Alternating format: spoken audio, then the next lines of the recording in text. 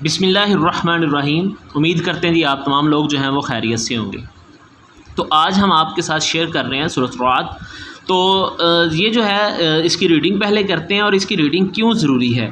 Mostly بچے پوچھ رہے ہیں کہ جی یہ سوال کہاں سے آئیں گے، تو بالکل 9th کی طرح کا اس کا پروسیجر ہے۔ تعارف، مرکزی مضمون اور جو بنیادی مضامین ہیں تو ان کے میں سے جو ہے وہ آپ کے شارٹ کویسچن MCQs اور لانگ کویسچن پوچھے جائیں گے۔ اس لیے آپ نے اس کے تعارف، مرکزی مضامین اور بنیادی مضامین جو ہیں، موضوعات جو ہیں، ان کو جو ہے وہ لازمی دیکھنا ہے۔ تو سورۃ رعد جو ہے اس کے تعارف سے جو ہے وہ ہم شروع کرتے ہیں۔ تو چلیے سب سے پہلے آپ سے گزارش ہے کہ چینل کو سبسکرائب کر دیں۔ چلیے ویڈیو شروع کرتے ہیں جی۔ تو ہمارے پاس ہے جی سورۃ رعد قرآن مجید کی 13ویں صورت ہے۔ تو ہمارے پاس پہلا جو ہے یہ MCQs آ گیا کہ سورۃ رعد قرآن مجید کی کون سی صورت ہے؟ 13ویں۔ یہ 13ویں پارے میں ہی ہے، یعنی کہ صورت بھی 13ویں ہے اور پارا نمبر بھی جو ہے وہ کون سا ہے؟ 13واں ہے۔ 2 MCQ تو ہوگا جی۔ اس کے 6 رکوع اور 43 آیات ہیں۔ تو اس کے جو ہے وہ رکوع کتنے ہیں اور آیات کتنی ہیں؟ 6 رکوع ہیں اور 43 آیات ہیں۔ یہ مدینہ منورہ میں نازل ہوئی۔ تو یہ ہمارے پاس جو ہے یہ صورت آئی جو مدنی صورت ہے، یعنی کہ یہ مدینہ منورہ میں نازل ہوئی ہے۔ سورۃ رعد کا نام کیوں رکھا گیا، یعنی کہ اس کی وجہ تسمیہ کیا ہے؟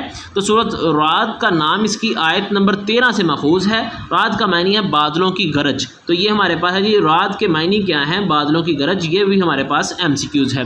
جو اللہ تعالیٰ کی حمد کی تسبیح کرتے ہیں، اللہ تعالیٰ کی حمد کے ساتھ تسبیح کرتے ہیں، اور فرشتے بھی اس کے خوف سے تسبیح بیان کرتے ہیں۔ تو یہ ہمارے پاس اس کا جو ہے وہ جواب آ گیا کہ سورۃ رعد کا یہ نام کیوں رکھا گیا ہے۔ نیکسٹ ہمارے پاس ہے جی اس کا مرکزی موضوع کیا ہے۔ تو آپ نے ابھی تک جانچ ہی لیا ہوگا کہ سارے کے سارے جو مرکزی موضوع ہیں ان کے اوپر شارٹ کویسچن لازمی آ رہا ہے۔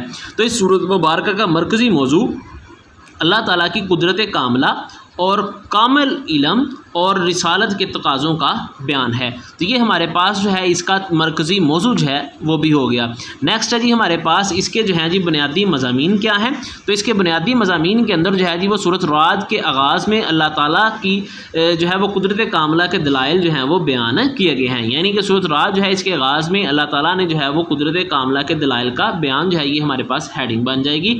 شارٹ کویسچن بھی بن سکتا ہے کہ سورۃ رعد میں کے آغاز میں اللہ تعالیٰ کے کون سی جو ہے وہ قدرت کے دلائل دیے گئے ہیں۔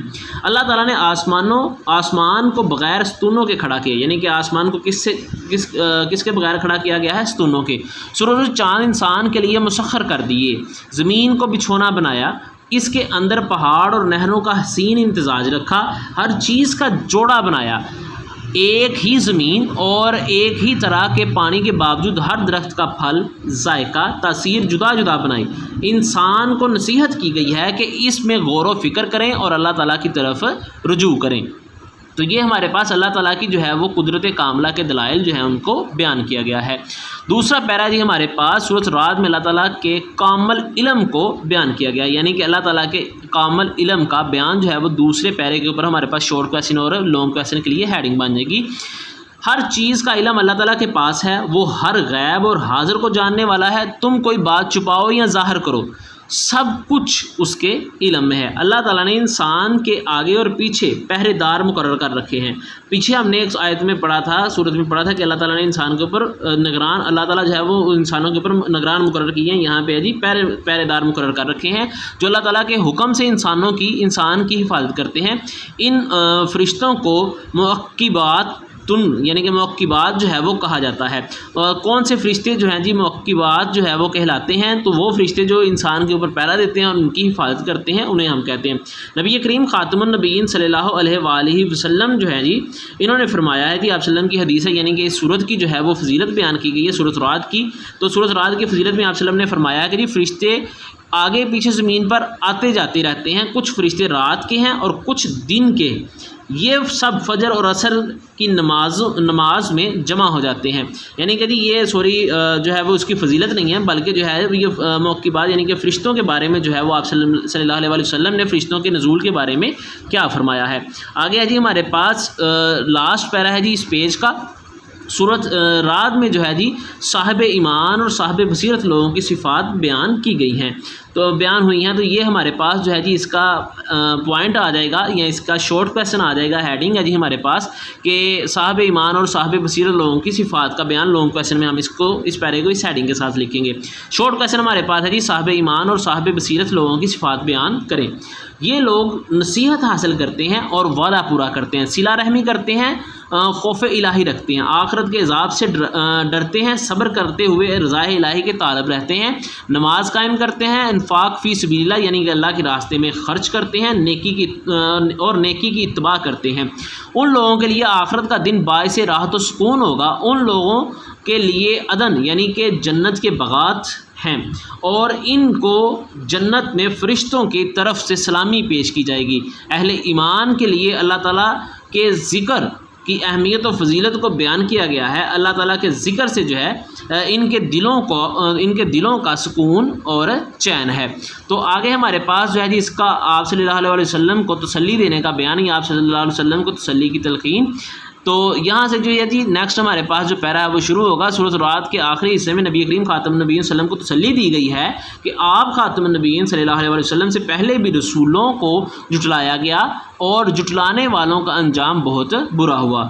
آپ خاتم النبیین صلی اللہ علیہ وسلم کو آپ صلی اللہ علیہ وسلم اعلان فرما دیجئے کہ اللہ تعالیٰ کی عبادت کرو، کہ میں اللہ تعالیٰ کی عبادت کرتا ہوں اور اس کے ساتھ کسی کو شریک نہیں ٹھہراتا، میں اسی کو پکارتا ہوں اور اسی کی طرف لوٹ کر جانا ہے۔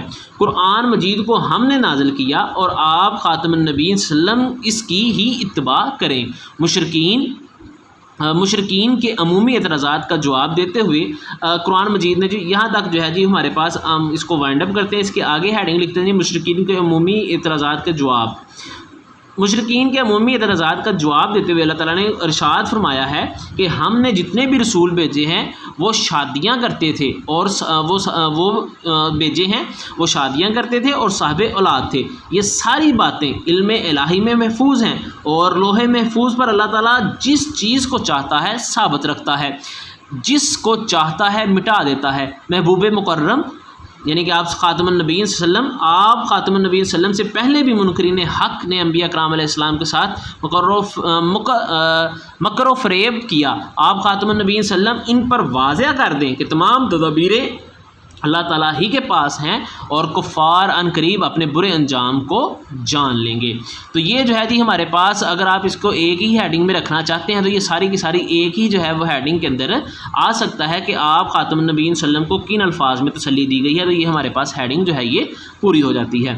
نیکسٹ ہے جی ہمارے پاس اس میں دعائیں دی گئی ہیں، بے بسی کی دعا ہے اور ظالموں سے نجات کی جو ہے وہ دعا دی گئی ہے۔ تو یہ ہمارے پاس اس کی ریڈنگ مکمل ہوئی۔ نیچے ڈسکرپشن میں آپ کو اس کا جو ہے وہ ایکسرسائز کا لنک جو ہے وہ مل جائے گا۔